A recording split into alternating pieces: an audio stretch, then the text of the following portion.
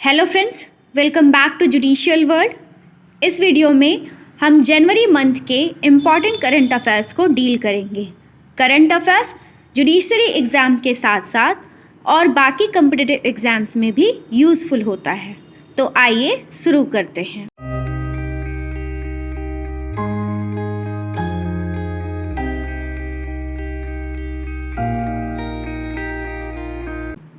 सबसे पहले बात करते हैं अपॉइंटमेंट्स की। तो चंपाई सोरेन झारखंड के नए चीफ मिनिस्टर अपॉइंट किए गए हैं।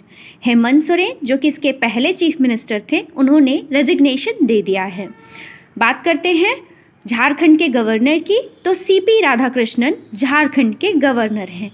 झारखंड में राज्यसभा सीट्स 6 सीट्स हैं, लोकसभा की 14 सीट्स हैं और लेजिस्लेटिव असेंबली में 81 सीट्स हैं। ठीक है, अब नेक्स्ट देखते हैं जागृत कोटेचा पेप्सिको इंडिया के नए सीईओ अपॉइंट किए गए हैं। शेख हसीना बांग्लादेश की नई प्राइम मिनिस्टर अपॉइंट की गई हैं। ये इनका 5th टर्म है, इसके पहले भी वो बांग्लादेश की प्राइम मिनिस्टर थी। Senior IPS officer Daljit Singh Chaudhary को एसएसबी का डायरेक्टर जनरल अपॉइंट किया गया है। एसएसबी माने सशस्त्र सीमा बल। ठीक है, नेक्स्ट देखते हैं सीलवर्धन सिंह जो कि एक आईपीएस ऑफिसर थे, उन्हें यूपीएससी का मेंबर बनाया गया है। सेरिंग तोबगे इन्हें भूटान का प्राइम मिनिस्टर री इलेक्ट किया गया है। सीनियर आईएएस ऑफिसर विकास सील इन्हें एशियन डेवलपमेंट बैंक का एग्जीक्यूटिव डायरेक्टर बनाया गया है। नेक्स्ट देखते हैं रश्मि शुक्ला जो कि बहुत फेमस है, इन्हें महाराष्ट्र की फर्स्ट विमेन डीजीपी बनाया गया है। DGP director general of police, Rashmi Shukla को। नेक्स्ट है रघुराम अय्यर, इन्हें इंडियन ओलंपिक एसोसिएशन का सीईओ बनाया गया है। नया 16th फाइनेंस कमीशन बनाया गया है जिसमें अरविंद पनगरिया को उसका हेड बनाया गया है, चेयरमैन बनाया गया है अरविंद पनगरिया को। नेक्स्ट है जस्टिस प्रसन्ना बी वराले, इन्हें सुप्रीम कोर्ट का जज बनाया गया है। नेक्स्ट गैब्रियल एटेल, इन्हें फ्रांस का नया प्राइम मिनिस्टर बनाया गया है। गैब्रियल एटेल को फ्रांस का नया प्राइम मिनिस्टर बनाया जाना इसलिए भी इम्पॉर्टेंट हो जाता है क्योंकि ये सबसे कम उम्र के प्राइम मिनिस्टर किसी भी कंट्री के अपॉइंट किए गए हैं। ये इनकी एज 34 ईयर्स है। ठीक, नेक्स्ट हम देखते हैं नेशनल न्यूज़ के बारे में। नेशनल न्यूज़ में जो सबसे इम्पॉर्टेंट अभी हुआ है वो है राम मंदिर इनॉग्रेशन। इसका इनॉग्रेशन राम मंदिर का 22 जैन को पीएम मोदी के द्वारा अयोध्या यूपी में किया गया। यहाँ पे जो रामलला की प्रतिमा है उसकी जो हाइट है वो 51 इंच की है। इस प्रतिमा को बनाया गया है अरुण योगीराज के द्वारा। और ये जो राम मंदिर का टेम्पल स्टाइल है वो नागर स्टाइल है। जैसे कि आप जानते होंगे नॉर्थ इंडिया में जो भी टेम्पल्स हैं वो नागर स्टाइल में बिल्ड किए जाते हैं। ठीक, नेक्स्ट है कोचिंग सेंटर्स को नई गाइडलाइन इशू की गई है। सेंट्रल गवर्नमेंट के द्वारा नई गाइडलाइंस इशू की गई है। आइए देखते हैं। ऐसा एस्टिमेट किया गया है कि 2030 तक जो कोचिंग क्लासेस का जो मार्केट है वो 1800 बिलियन तक पहुंच जाएगा। तो मिनिस्ट्री ऑफ एजुकेशन ने एक नई गाइडलाइन इशू की है। वो गाइडलाइन है कि 16 साल के कम बच्चे जो हैं, 16 साल के एज के जो भी कम बच्चे हैं वो कोचिंग सेंटर्स में उनको इनरोल नहीं किया जाएगा। और जो भी इस कोचिंग सेंटर्स रन कर रहे हैं वो बच्चों को एक बेसिक एमिनिटीज़ प्रोवाइड करेंगे। सेफ्टी कोड बनाया जाएगा, सिक्योरिटी मेजर्स जो भी होंगे, फ़ी वगैरह के लिए सब कुछ फॉलो किए जाएंगे। ठीक, और जो मिसलीडिंग एडवर्टाइजमेंट जो कि कोचिंग सेंटर्स के द्वारा चलाया जाता है, जैसे कि यहाँ ये सफलता पाइए वगैरह वगैरह, ये सब बैन कर दिया गया है। तो ये एक नई गाइडलाइन सेंटर के द्वारा कोचिंग सेंटर्स के लिए दी गई है। नेक्स्ट है, हम जानते हैं कि जब 26 जनवरी को रिपब्लिक डे परेड होती है तो वहाँ बहुत सारे कंटिंजेंट परेड में पार्टिसिपेट करते हैं और बहुत सारे स्टेट और मिनिस्ट्रीज़ के द्वारा टैब्लो और टैबलक्स का प्रदर्शन किया जाता है। तो उसमें किसको अवार्ड मिला है, कौन फर्स्ट आया है, कौन सी मिनिस्ट्री, तो इसको हम देखते हैं। तो पहला best marching contingent among CAPF other auxiliary force में किसे मिला है, Delhi police women marching contingent को। और दूसरा जो है best marching contingent among the 3 services किसे मिला है, सिख रेजिमेंट कंटिंजेंट को मिला है। और जो बेस्ट 3 टॉबलक्स हैं वो कौन कौन से हैं स्टेट यूटीज़ में? पहला है ओडिशा, जिसकी थीम थी विमेन एम्पावरमेंट इन विकसित भारत। दूसरा है गुजरात, जिसकी थीम थी Dhordo, a global icon of Gujarat border tourism. तीसरा है तमिलनाडु, जिसकी थीम थी Kudavolai system in ancient Tamil Nadu, mother of democracy. ठीक।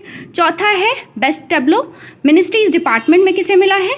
ये मिला है मिनिस्ट्री ऑफ कल्चर को, भारत मदर ऑफ डेमोक्रेसी। ठीक। तो हमने देख लिया कि किसको कितना कौन सा अवार्ड मिला हुआ है। तो जो बेस्ट 3 टैबलेट्स हैं स्टेट यूटीज़ में, फर्स्ट ओडिशा है। ओडिशा बहुत इंपॉर्टेंट हो जाता है हमारे लिए। और मिनिस्ट्रीज डिपार्टमेंट की कैटेगरी में मिनिस्ट्री ऑफ कल्चर को ये अवार्ड मिला है, और जो इसकी थीम थी भारत मदर ऑफ डेमोक्रेसी है। ये बहुत इंपॉर्टेंट है, हम सबको पता होना चाहिए कॉम्पिटिटिव एग्जाम्स की लिहाज से। ठीक। नेक्स्ट है स्नो लेपर्ड की पॉपुलेशन की असेसमेंट पहली बार इंडिया में हुई है, और इंडिया के को 78 स्नो लेपर्ड्स हैं इंडिया के पास, ये असेसमेंट के थ्रू पता चला है। और हाईएस्ट जो स्नो लेपर्ड्स हैं वो कहाँ हैं? वो है लद्दाख में, 477 स्नो लेपर्ड लद्दाख में हैं। ठीक। इंडिया का पहला हाइजीनिक फूड स्ट्रीट कौन सा है? प्रसादम, जो कि कहाँ है? उज्जैन में है। ठीक। और फारसी यानी पर्शियन को इंडिया के 9 क्लासिकल लैंग्वेज में इंक्लूड किया गया है। इसके पहले कौन कौन सी क्लासिकल लैंग्वेज थी इंडिया की? तमिल, संस्कृत, कन्नड़, तेलुगु, मलयालम, ओडिया, पाली और प्राकृत। ठीक। नेक्स्ट है डिफेंस मिनिस्टर राजनाथ सिंह ने इनॉग्रेट किया है फर्स्ट ऑल गर्ल्स सैनिक स्कूल वृंदावन में, जो कि मथुरा डिस्ट्रिक्ट में उत्तर प्रदेश में आता है। ठीक। अयोध्या एयरपोर्ट को रीनेम किया गया है, जिसका नाम है महर्षि वाल्मीकि इंटरनेशनल एयरपोर्ट। महर्षि वाल्मीकि इंटरनेशनल एयरपोर्ट, ये नाम नया रखा गया है अयोध्या के एयरपोर्ट का। ठीक।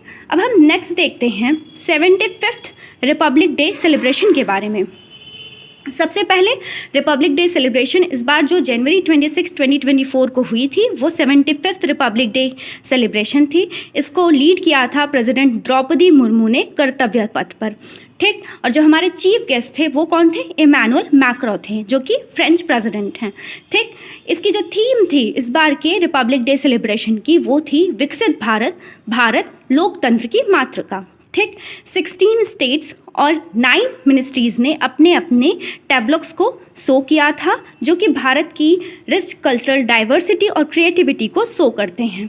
ठीक। तो हमने ये रिपब्लिक डे परेड के बारे में देख लिया। अब नेक्स्ट देखते हैं ओडिशा। ओडिशा के बारे में अगली न्यूज़ है। ओडिशा का नाम आते ही श्री जगन्नाथ भगवान के मंदिर का नाम सामने आता है। तो ओडिशा के सीएम नवीन पटनायक ने जगन्नाथ भगवान के मंदिर के चारों तरफ श्री मंदिर परिक्रमा प्रकल्प को शुरू किया है और उसको अनवील किया है। ठीक। ये एक हेरिटेज कॉरिडोर है जो कि पूरी जगन्नाथ टेम्पल के अराउंड में स्थित है। ठीक। विंग्स इंडिया 2024 कहाँ हुआ है? बेगमपोर्ट एयरपोर्ट हैदराबाद में हुआ है।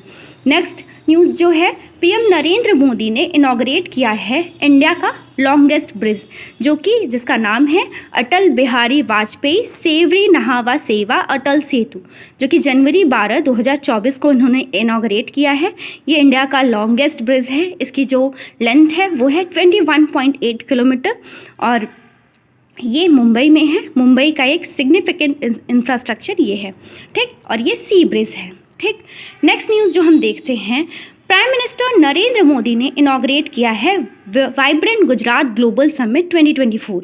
इस जो समिट है इसमें जो चीफ गेस्ट इसके थे वो थे यूएई के प्रेसिडेंट, जिनका नाम है शेख मोहम्मद बिन जायद अल नहयान। इन्होंने पार्टिसिपेट किया था इस इवेंट में। ठीक। नेक्स्ट है, इसरो ने सक्सेसफुली आदित्य L1 सैटेलाइट को सन के लैग्रेंजियन पॉइंट में प्लेस करा है। जनवरी 6, 2024 को आदित्य L1 इसरो का एक बहुत ही इम्पॉर्टेंट मिशन था जो कि सक्सेसफुल रहा है।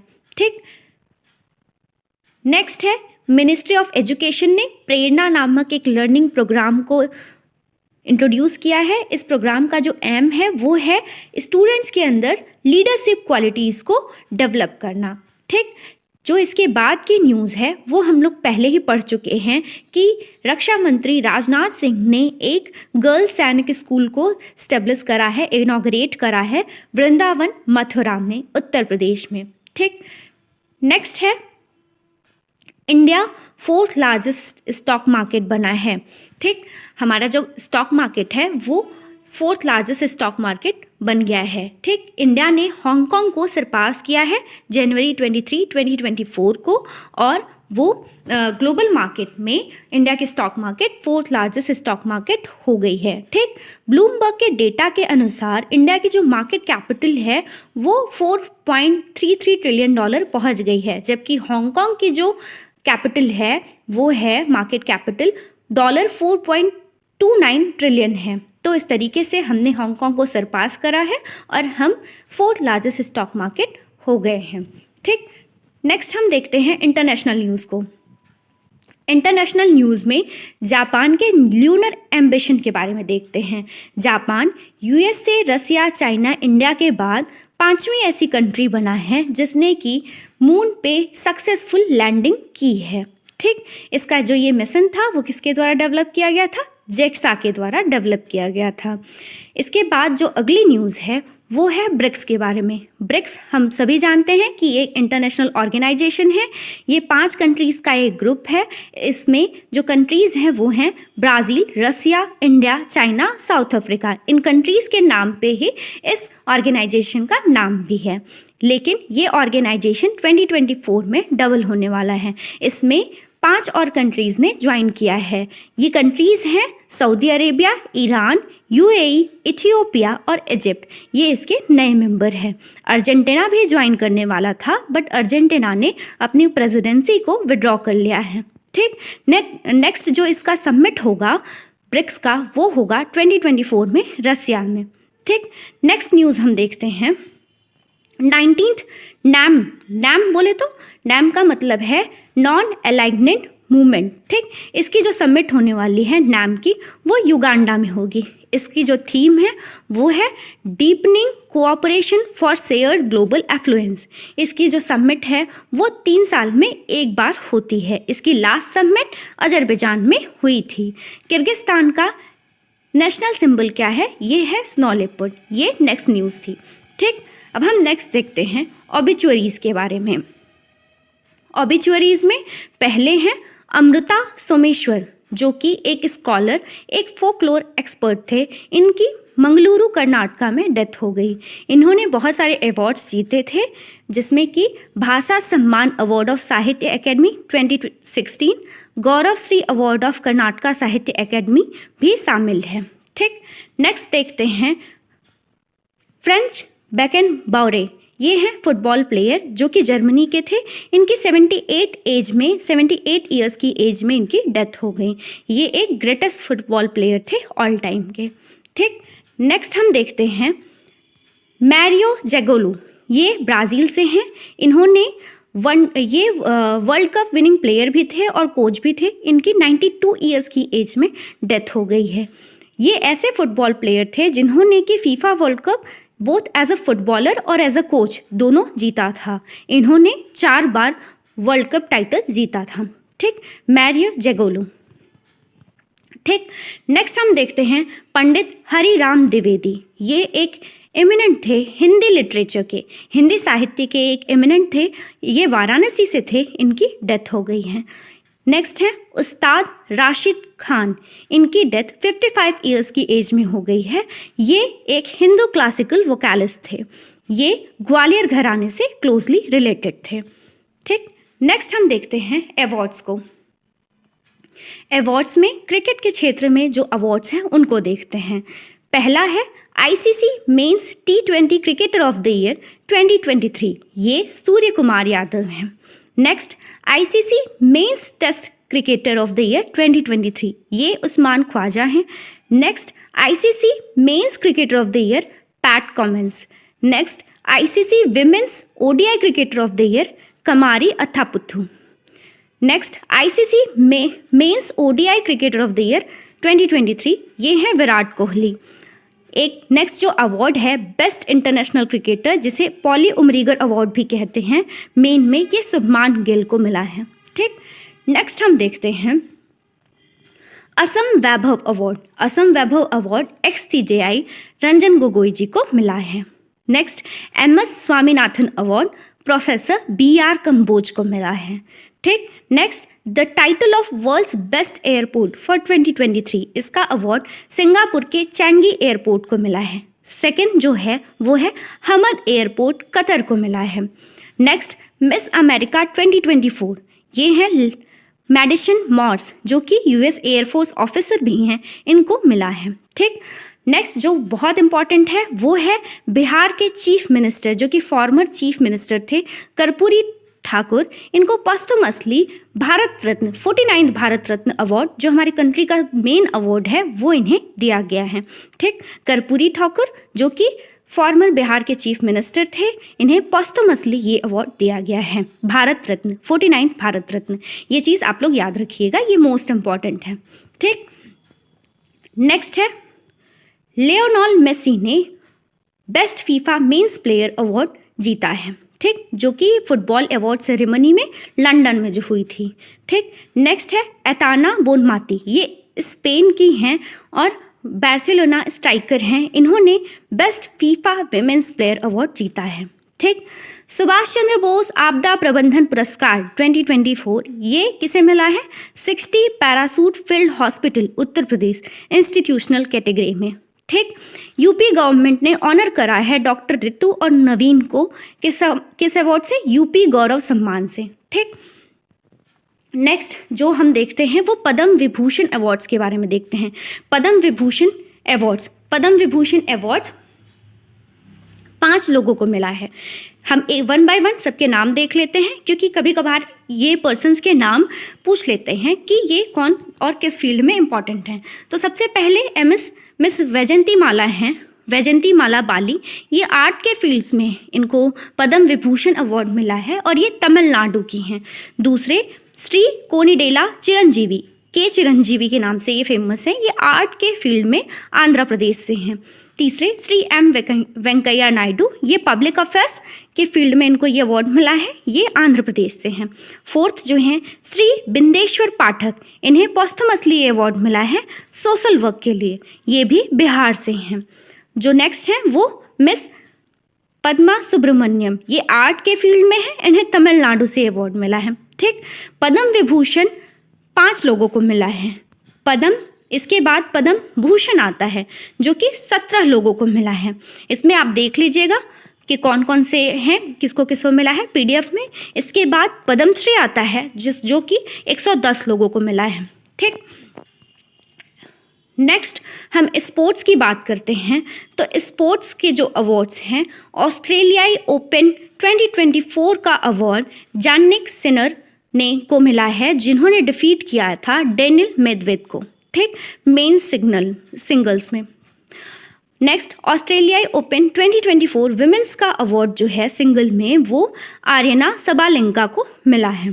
ठीक, नेक्स्ट है रोहन बोपन्ना, सबसे पहले ओल्डेस्ट मैन बने हैं जिन्होंने की वर्ल्ड नंबर 1 पोजीशन सिक्योर करी है ATP डबल्स रैंकिंग में। ठीक, इनकी एज जो है वो एज है 43। ये ओल्डेस्ट मैन बने हैं, सबसे ओल्डेस्ट मैन बने हैं जिन्होंने वर्ल्ड नंबर 1 पोजीशन सिक्योर की है ATP डबल्स रैंकिंग में। ये इंडिया से हैं, इसलिए ये बहुत इंपॉर्टेंट है। ठीक, नेक्स्ट है प्रज्ञानंदा, ये इन्होंने विश्वनाथन आनंद को सरपास किया है और ये इंडिया के नंबर 1 चेस प्लेयर बने हैं। ठीक, नेक्स्ट है खेलो इंडिया यूथ गेम्स 2023। ठीक, ये कहाँ हुआ है? इसका 6th एडिशन चेन्नई तमिलनाडु में हुआ है। इसका जो मैस्कॉट है वो है वीरा मंगाई, जो कि रानी वेलु नचियार को ट्रिब्यूट में है। ठीक, नेक्स्ट है एशियन शूटिंग चैंपियनशिप 2024। ये कहाँ है? ये इंडोनेशिया जकार्ता में हुआ है। इसके विनर जो हैं वह है योगेश और रनर मौद अल बलूसी, ये ओमान के हैं, और विनर योगेश इंडिया के हैं। ठीक, नेक्स्ट है बुक्स एंड ऑथर, जो कुछ इंपॉर्टेंट बुक्स 2024 की, जनवरी 2024 की है, वो हम देख लेते हैं। पहली है कन्वर्सेशन विद औरंगजेब, ऑथर हैं चारू निवेदित। दूसरी है fertilising the future, Bharat march towards fertiliser self sufficiency, ये लिखी है मनसुख मांडवीय जी ने। नेक्स्ट है असम्स ब्रेव हार्ट, लचित बोरफुकन, ये लिखी है अरूप कुमार दत्ता ने। नेक्स्ट है वाई भारत मैटर्स, ये लिखी है एस जयशंकर, काफ़ी फेमस बुक है ये। संस्कृत के आयाम, ये लिखी है मनोरमा मिश्रा ने। नेक्स्ट है inspiration for graphic design from India, ये लिखी है जया जेटली जी ने। नेक्स्ट है मोदी इनर्जाइजिंग अ ग्रीन फ्यूचर, ये लिखी है यूनियन मिनिस्टर भूपेंद्र यादव ने। नेक्स्ट है टाइम स्पेंड डिस्टेंस ट्रैवल, ये लिखी है जस्टिस शिवराज वी पाटिल, ये एक बायोग्राफी है, ये इनकी आत्मकथा है। ठीक, नेक्स्ट है एक्सरसाइज, जो विभिन्न देशों के साथ हमारे एक्सरसाइज होते हैं उनके बारे में एग्जाम्स में पूछा जाता है। तो ये कुछ एक्सरसाइज के नेम हैं और पार्टिसिपेंट कंट्री के बारे में है और एक्सरसाइज का टाइप और लोकेशन, इसके बारे में हम देखते हैं। तो पहला है अयुत्या, ये इंडिया थाईलैंड की नेवल एक्सरसाइज है। दूसरा इंडो थाई कॉर्पैट, ये इंडिया थाईलैंड की है एक्सरसाइज, ये कोऑर्डिनेटेड पेट्रोल एक्सरसाइज है। दूसरा है सहयोग काजिंद, ये इंडिया जापान की है और ये इनके कोस्ट गार्ड के बीच में है। इसका जो लोकेशन है वो ऑफ चेन्नई कोस्ट है। ठीक, नेक्स्ट है खंजर 2024, ये इंडिया किर्गिस्तान के बीच में है। इसका जो एक्सरसाइज टाइप है ये ज्वाइंट स्पेशल फोर्स एक्सरसाइज है। इसकी जो लोकेशन है वो हिमाचल प्रदेश है। जो नेक्स्ट है वो है साइक्लोन 2, ये इंडिया और इजिप्ट के बीच में है। ये ज्वाइंट स्पेशल फोर्स एक्सरसाइज है, इसकी लोकेशन इजिप्ट है। जो अगला है वो है डेजर्ट किंग, ये इंडिया फ्रांस यूएई के बीच में है। ये एक ट्राइलेटरल एयर फोर्स एक्सरसाइज है, इसकी लोकेशन है यूएई। नेक्स्ट हम देखते हैं इम्पॉर्टेंट डेज के बारे में। इम्पॉर्टेंट डेज में बहुत सारे डेट है जनवरी में, जो इम्पॉर्टेंट है मैं उसको आपको बता देती हूँ, बाकी आप पीडीएफ में से देख लीजिएगा। जो पहला इम्पॉर्टेंट है 1 जनवरी 2024, ये ग्लोबल फैमिली डे है और इस बार इसकी थीम क्या थी, एम्ब्रेसिंग डाइवर्सिटी स्ट्रेंथनिंग फैमिलीज, ये इसकी थीम थी। जो अगला इम्पॉर्टेंट है वो वर्ल्ड ब्रेल डे है 4 जनवरी 2024 को। ये मतलब लुइस ब्रेल को ट्रिब्यूट देने के लिए मनाया जाता है, क्योंकि लुइस ब्रेल ने जो विजुअली इम्पेयर्ड लोग हैं उनके लिए इन्होंने ब्रेल लिपि का आविष्कार किया था। ठीक, नेक्स्ट जो इम्पॉर्टेंट डे है वो है world day of war orphans, ये 6 जनवरी 2024 को सेलिब्रेट किया जाता है। इसकी जो थीम थी वो थी orphan life matters and standing up for war affected childrens. ठीक, नेक्स्ट है 9 जनवरी 2024, ये प्रवासी भारतीय दिवस या नॉन रेजिडेंट इंडियन डे के रूप में सेलिब्रेट किया जाता है। हम जानते हैं 9 जनवरी को ही महात्मा गांधी साउथ अफ्रीका से इंडिया वापस आए थे, इसीलिए हम इस डे को प्रवासी भारतीय दिवस के रूप में सेलिब्रेट करते हैं। इसकी जो थीम है वो है कंट्रीब्यूटिंग टू आत्मनिर्भर भारत। ठीक, नेक्स्ट है 10 जनवरी 2024, जो कि वर्ल्ड हिंदी डे है। इसकी जो थीम थी Hindi bridging traditional knowledge and artificial intelligence. ठीक, नेक्स्ट है 12 जनवरी 2024, ये नेशनल यूथ डे है। इसका जो एम है वो स्वामी विवेकानंद की टीचिंग को ऑनर करना है और उनकी बर्थ एनिवर्सरी को कमेमोरेट करना है। ठीक, नेक्स्ट जो है वो एक स्टार्टअप वीक के रूप में हम सेलिब्रेट करते हैं 10 जनवरी से 16 जनवरी तक के बीच में। ठीक, इसकी जो थीम थी स्टार्टअप्स अनलॉकिंग इन्फिनिट पोटेंशियल। ठीक, ये नेशनल स्टार्टअप वीक के रूप में 10 जनवरी से 16 जनवरी के बीच में सेलिब्रेट किया गया था। ठीक, और 10 जनवरी से 18 जनवरी के बीच में स्टार्टअप इंडिया इनोवेशन वीक के रूप में सेलिब्रेट किया गया था। ठीक, और 11 जनवरी से 17 जनवरी तक नेशनल रोड सेफ्टी वीक मनाया गया था। नेशनल रोड सेफ्टी वीक मनाने का मतलब था, इसका एम है कि लोगों के बारे में लोगों को रोड सेफ्टी के बारे में अवेयरनेस फैलाने के लिए। ठीक, फिर हम देखते हैं जो अगला इम्पॉर्टेंट डे है वो है 15 जनवरी 2024, ये नेशनल आर्मी डे है। इसकी जो थीम थी वो थी in service of the nation. ठीक, और 15 जनवरी 2024 को ही इंडियन मेट्रोलॉजिकल डिपार्टमेंट का फाउंडेशन डे भी सेलिब्रेट किया जाता है। ये इस बार IMD का 115th फाउंडेशन डे था। ठीक। नेक्स्ट है 16 जैन 2024, ये नेशनल स्टार्टअप डे है। ये 2024 में स्टार्ट किया गया था। इसका जो एम है वो स्टार्टअप इकोसिस्टम को बढ़ावा देना है। ठीक। नेक्स्ट इंपॉर्टेंट जो डे की बात करते हैं वो है 23 जैन 2024। ये पराक्रम दिवस के रूप में सेलिब्रेट किया जाता है। इसको सेलिब्रेट करने का जो एम है वो सुभाष चंद्र बोस की बर्थ एनिवर्सरी को सेलिब्रेट करना था और ये उनकी 127th बर्थ एनिवर्सरी थी। ठीक। अब नेक्स्ट है 24 जनवरी 2024। ये कौन सा डे है? ये है इंटरनेशनल डे ऑफ एजुकेशन। इसकी जो थीम थी वो थी लर्निंग फॉर लास्टिंग पीस। ठीक। और 24 जनवरी 2024 को ही नेशनल गर्ल चाइल्ड डे भी सेलिब्रेट किया जाता है। ठीक। अब जो अगला डे है वो है 25 जनवरी 2024। ये नेशनल वोटर्स डे है। ये इस बार 14th एडिशन था और इसकी जो थीम थी वो थी nothing like voting, I vote for sure. ठीक। जो नेक्स्ट है नेशनल टूरिज्म डे है, वो है उसकी जो थीम थी वो है सस्टेनेबल जर्नी टाइमलेस मेमोरीज।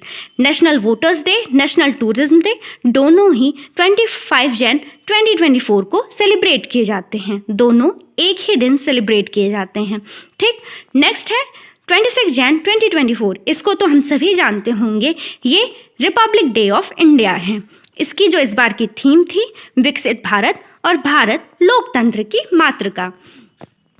ठीक। तो इस तरीके से हमने कुछ इंपॉर्टेंट डेज को देख लिया। अगला जो है वो 28 जनवरी 2024 है, जो कि लाला लाजपत राय की बर्थ एनिवर्सरी है। ठीक। तो और KM करियप्पा जी की भी बर्थ एनिवर्सरी है। ठीक। तो और इंडियन न्यूज़पेपर डे भी है। तो तीन चीज़ें 28 जनवरी 2024 को है। तो इस तरीके से हमने इस वीडियो में जनवरी 2024 के इम्पॉर्टेंट करंट अफेयर्स को डील किया है। आशा करते हैं कि आपको ये वीडियो पसंद आया होगा। Thank you so much.